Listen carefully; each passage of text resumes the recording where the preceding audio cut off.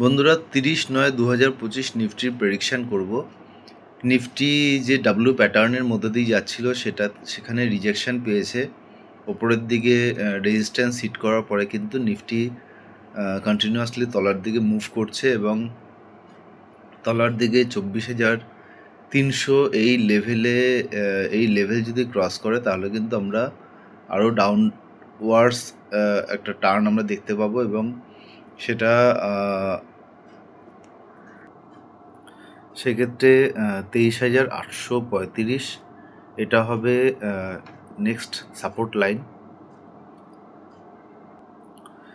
Last 10-12 দিন ধরে continuously FII seller এবং ফলে আমাদের নিফটির ওপরে সেই চাপটা আমরা দেখতে পাচ্ছি।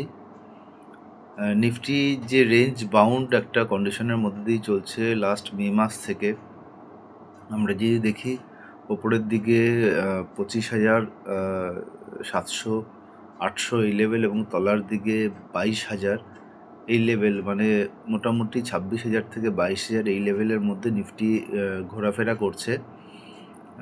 এটা কিন্তু মেনলি যেহেতু আমাদের সোশিও ইকোনমিক এবং পলিটিক্যাল ইকোনমিক যে সিচুয়েশানগুলো তৈরি হচ্ছে তার ফল।